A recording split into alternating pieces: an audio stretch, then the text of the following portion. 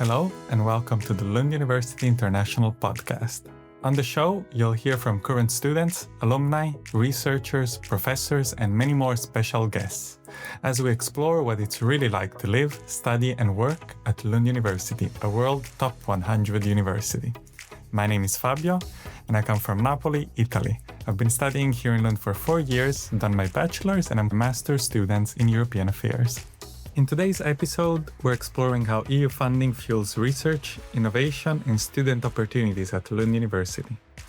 From cutting-edge projects that keep researchers at the forefront of their fields to programs that directly enhance the student experience, EU grants play a vital role across the university. We'll discuss how Lund accesses these funds and what types of projects benefit, and how researchers can take advantage of these initiatives. Plus, we'll highlight some of the key EU-funded projects that have shaped research, innovation, and even the university's global standing. Whether you're a student, researcher, or simply curious about how international funding impacts academia, this episode will give you an inside look at the opportunities and impact of EU support at Lund University.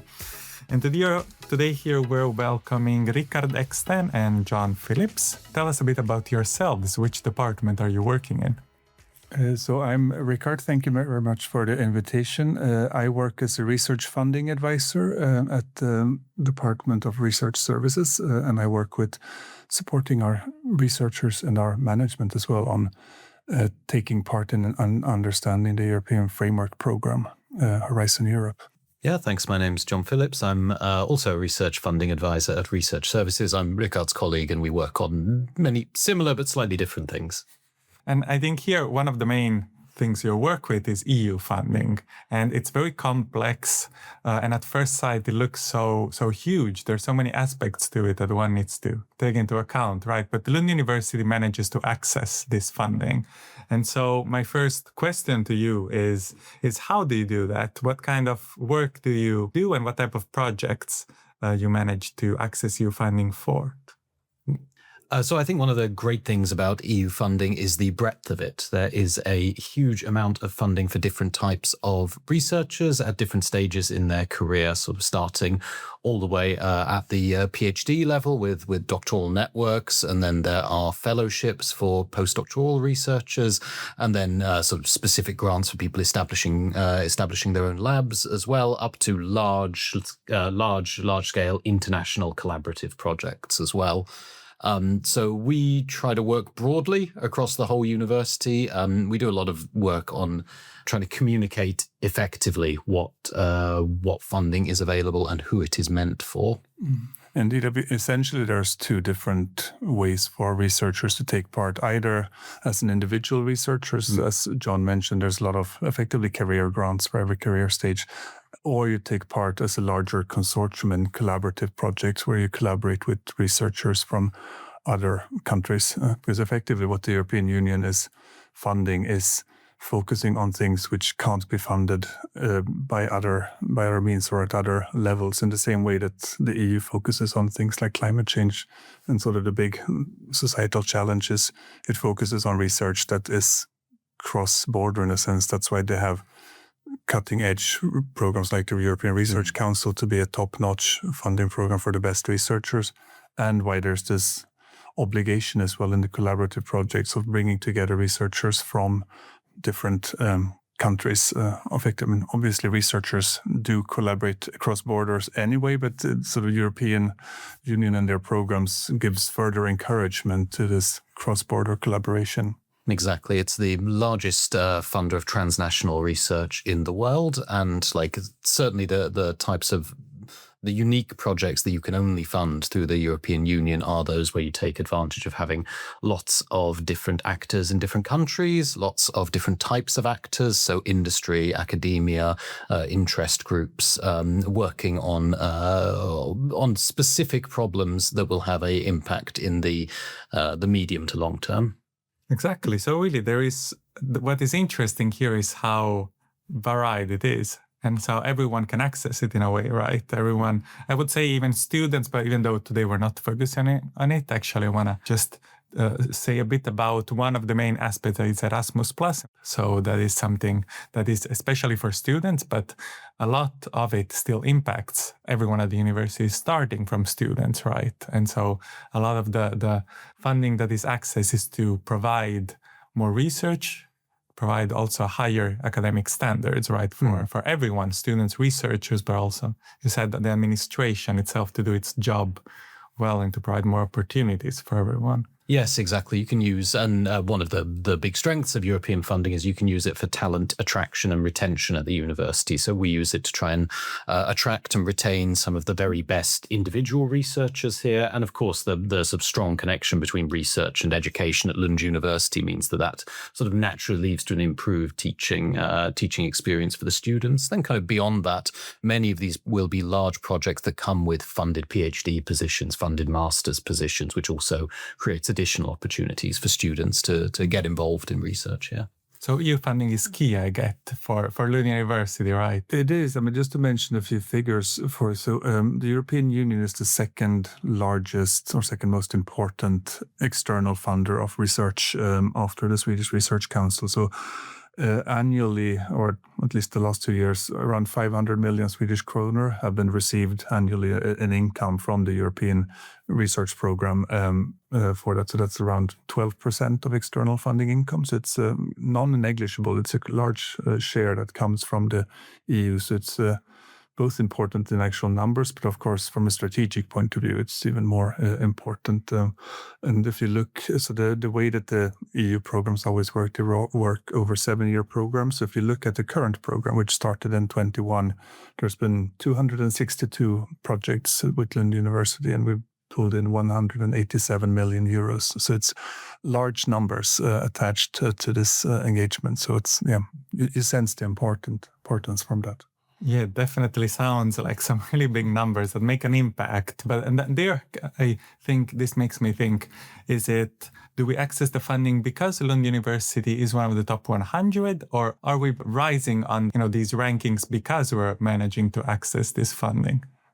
That's interesting. I mean, the whole ranking aspect is interesting. I mean, to my knowledge, I'm not sure which indicators determine the rankings, whether I doubt that there's something directly basing it on EU income. But of course, I mean, everything can be ranked, and leading universities are also looking at how other universities are performing in Horizon Europe.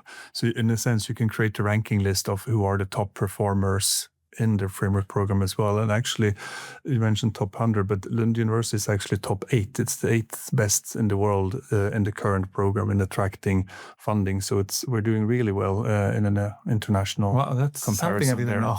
Yeah, and if you look at the kind of the big university rankings, the QS rankings and the Times Higher Education, they have a lot of emphasis on like citations and research impact. And these kind of large transnational research projects, they drive internationalization. They help increase the reach and help increase the spread of our projects and of our scientific publications as well. So there's definitely an indirect benefit there as well. I think some of them also do take into account funding impact, funding income. So there is a very direct measure as well of our position in the rankings.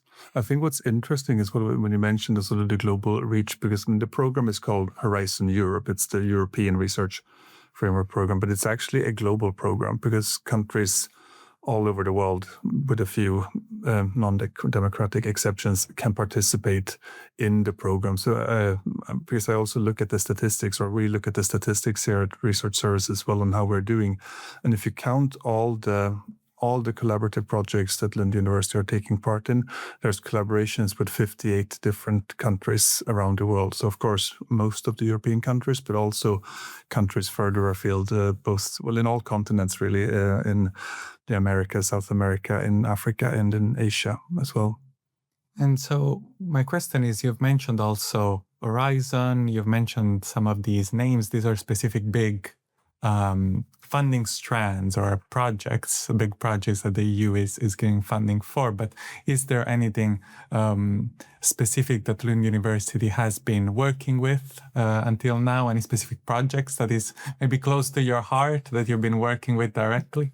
Yeah, I mean, we can. I'm sure we all have our favourites. There's, I know. So as an example of a really nice transnational project that has a sort of real impact, we have the AfroSafe project, which is about implementing traffic safety initiatives across Africa. So it's Lund and Nordic, both academic and industrial actors, working together with universities and traffic agencies across Africa, in Tanzania, in Ghana, in Zambia, to tailor to kind of tailor road safety knowledge and the cutting edge road safety research into towards African conditions, so it can be properly implemented and improve traffic conditions in those countries as well. One of the areas where Lund University is doing quite well as well is in the whole social sciences and humanities area. So there's one project that is coordinated by us here in Lund, Protest it's called. So it's about protest culture and demonstrations as a political force.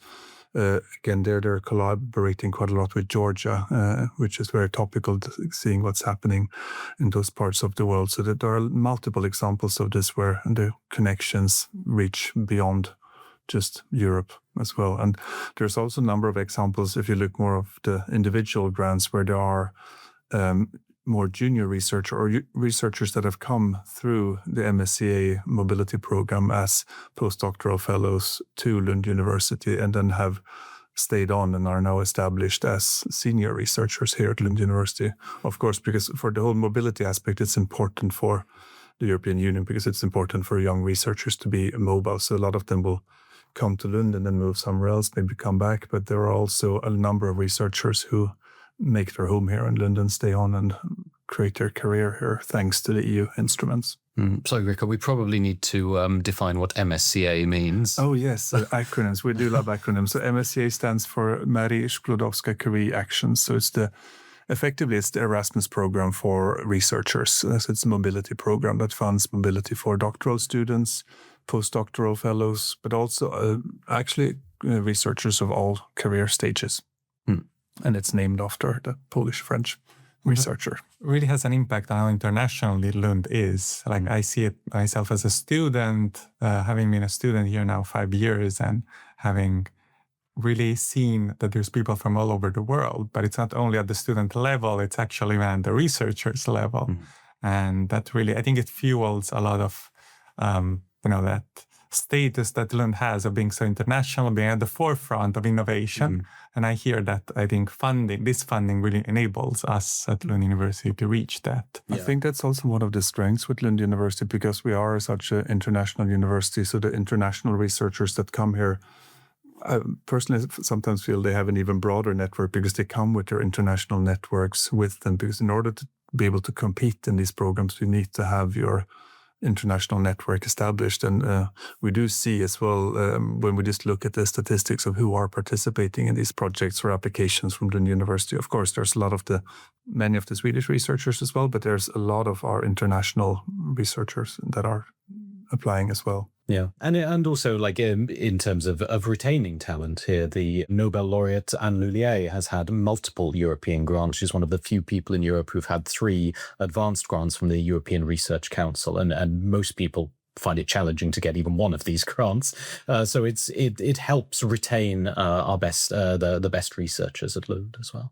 Wow, so it's really I'm learning many new things today, and it's exciting to hear about this aspect of Lund University that I think it's not heard of a lot. There's a lot of work in the background, right, from you guys, from your whole team, and we see the impacts here through more research. We see the impacts through more innovation, and I think more other than exchanges and talent retaining. Is there something kind of practical that EU grants give to Lund University? Maybe also infrastructure or something, labs, more tools to do the research also. Those tools can also be funded. I mean, there are specific strands of the research funding framework program that funds infrastructures specifically, but also as part of these standard collaborative projects that we've been mentioning. You can also, or it's encouraged in many cases, to include or involve infrastructures and labs there. And in many cases, you can actually develop them via these projects as well. So the fact that there is a good set of infrastructure at Lund University, again, plays to our strengths, and it's something that can be developed as well in many cases in these projects that we're applying for. Yes, absolutely. You can use these grants strategically to buy large pieces of equipment that you need for the grant while it's running, and then, of course, when that grant finishes, you have that equipment available to be used by the rest of the department as well. So you can increase our local infrastructures as well. What is your role in general? Is your more applicants, or is the applicants the researchers themselves? It's the researchers who apply. We are advisors. We have the capacity to support and advise on different projects. We help individual researchers find what is relevant for them and give advice on how to both construct their project and how to write their application. I think one of the things that many researchers find challenging when they apply or start getting to grips with European funding is the language used. There's a lot of very bureaucratic, technical language used by the Commission, which you kind of need to be able to decipher before you can understand what they actually want from you. I think the Commission's bark is worse than its bite, if you want to think of it that way. That they put up. It's sort of scary when you first start getting into these grants, but once you have someone like Rickard or like myself explain to you what they actually want and what you actually need to do, it's not that different from the sorts of national funding that many of our researchers are already very used to applying for. There is support from the university. And I suppose where we put most of our energy as well is generally towards those newcomers that need more support, that are not well versed, because we have many researchers at Lund University who've sort of cracked the code. Exactly. They know how to win, and once you've won once or two grants, you know generally how to do it, and they often don't need to come to us for support because they know it already. So we can focus more on the newcomers and increasing this basis of researchers that are applying for and hopefully being granted as well. So we do both individual support to individual applicants, but we also do more broader information sessions, reaching out to faculties in specific research environment in groups with tailored support and tailored information as well. Talking of different groups, you spoke a bit about social sciences, but also traffic safety, different types of departments as well. But I wanted to ask if there are specific areas of studies, for example, or areas of research where you see a significant EU funding attraction compared to others. So where are we doing better? There are, but one thing to remember first is that, it is a broad funding program, Horizon Europe, so it funds across most disciplines, but in all honesty, there's not funding for each. There's certain parts of the program which are bottom-up, like the individual grants, like ERC and the MSc mobility instruments, where you can apply regardless of what your discipline is. But if you look at the collaborative funding, which is the sort of predetermined challenges that you have to respond to, there are certain areas which obviously are more catered for than others. So that not every researcher will find something in these areas. So that's something to bear in mind. So there's obviously more opportunities for the technical, natural sciences and medicine there. But if you look at sort of in relative terms where Lund University is doing best, and I'm talking specifically about the collaborative research, climate change, environment, and biodiversity is something that we're doing really well in an international comparison, also in medical sciences, as well as social sciences and humanities. I think those are the three main areas. But then, of course, there's ERC grants across the field that are interesting. Yeah, so the ERC is the European Research Council, which is a mostly individual-focused granting scheme. You can think of it a bit like the kind of the Champions League of individual research funding. It's for individual researchers competing with the best of the best from across Europe. Lund is very strong at competing for these grants. We have the most awards in Sweden, and in that area, it's probably the biology department department that is the strongest. They have more grants just in the biology department than some countries have altogether. So it's a real strong hotbed of excellent research there. I think one thing also that when people think about EU funding, you think in projects. So you think in like specific time frames after like 2, 3, 4 years, depending on the projects.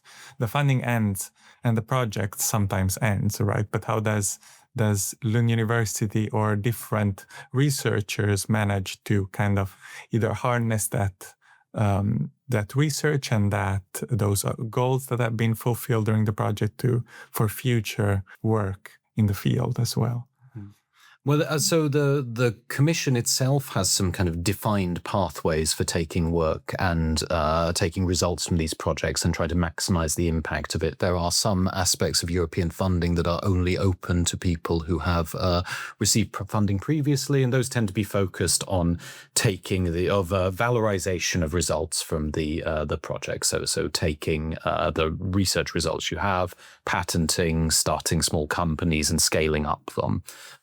And Lund absolutely accesses those as well. We're also sort of generally very competitive in terms of the number of patents our researchers have. We have an excellent innovation department at Lund who are very good at helping people work with their ideas, move them closer to market, set up the right next steps in their project life cycle as well. And describing this sort of plan, what is intended to happen after the project end, is something that you would write in your application as well, and that you're being evaluated on. So it's part of how the sort of project is built up. So it's sort of should be part of the sort of project DNA of how you think about it long term. And also one of the nice things with European funding is because a lot of it is done collaboratively, it often naturally leads to new opportunities to further the research. It leads to new connections, it leads to new discussions, it leads to new applications and new projects. So there's often a pretty natural continuation of many of these projects, often with European funding, sometimes with other funding sources as well. That's exciting to hear that there's always the future is there waiting for us. And the university harnesses, I think, in many ways. And I think just also speaking about the future, looking ahead, what are some exciting opportunities that are coming up in terms of EU funding? Well, I mentioned before how the EU programs are 7 years long. So the EU as a whole works in very long-term horizons. So the current program runs until the end of 2027. So we know what the funding will look like for the coming 2 years, and lots of researchers are currently busy applying because there's deadlines coming up in spring now. But what we have started to look, because what we do, I mean, we've talked now about what we do sort of in the direct support for researchers, but research services always also provides more strategic support for our management in terms of keeping an eye on the longer horizon as well of what is going to happen beyond the more immediate thing, like what are the large trends and how the research funding landscape is changing. So currently at the European level, they are currently negotiating what the whole EU budget will look like from 28 onwards. And that's a discussion we are following closely. And Lund University is part of a number of networks, university networks that effectively monitor and also try to lobby to the EU institutions to make sure that the sort of current or the future programs will be as appropriate as possible for universities and for researchers. So that's a very interesting discussions that we try to find time for in between supporting the researchers that are applying right now. Yeah, and I think the interesting thing with the next framework program will be how tightly the connections to industry and the focus on competitiveness is going to spill over into the research funding as well. I mean, I don't know if you want to elaborate slightly on that. It is. I mean, because one thing to bear in mind is you think of Horizon Europe as a research program or research funding program, but it's effectively a policy program. It's a political program that's there to fulfill political ambition and political goals that have been set up at EU level. So when you look back at the current program, then a lot of the focus was on how can the EU help reach and implement the Sustainable Development Goals. So there's a lot of talk about the SDGs in the programming text. if you look at where we are right now, there's obviously a lot of focus on security, and although the framework program doesn't fund defense, but sort of the border between civil and military becomes more and more blurred into sort of dual use. So there's a lot of those discussions, and also on competitiveness with the risk of large parts of European industry moving to other countries and how we keep up with our international competitors as they are rather than partners. So a lot of these questions influence as well what the sort of strategic direction of effectively these collaborative predetermined topics will be, which is interesting to follow. I mean, it will be what it will be, I suppose. Yes, interesting is the right word. Very much. We're all looking out and hoping that Lund University can manage to harness this and keep on driving forward innovation as we're doing now. We do have security research as well with the new LUPREP Center for Resilience. So even if it would take a more security turn, I think Lund University stands very well placed for that. Absolutely. Future as well. That's fantastic to hear, that then one can give the high quality research and education to students. Thank you so much for today. Thanks very much for having us. It's been a pleasure. Thank you for having us. It was very interesting. Thank you for listening to this episode of the Lund University International Podcast. If you're interested in learning more about Lund University, you can go to our website, lunduniversity.lu.se. You can also follow us on social media, on Instagram, Facebook, YouTube, and X. And you can connect with our amazing student ambassadors on Unibody. Don't forget to subscribe, and we look forward to bringing you a new episode very soon.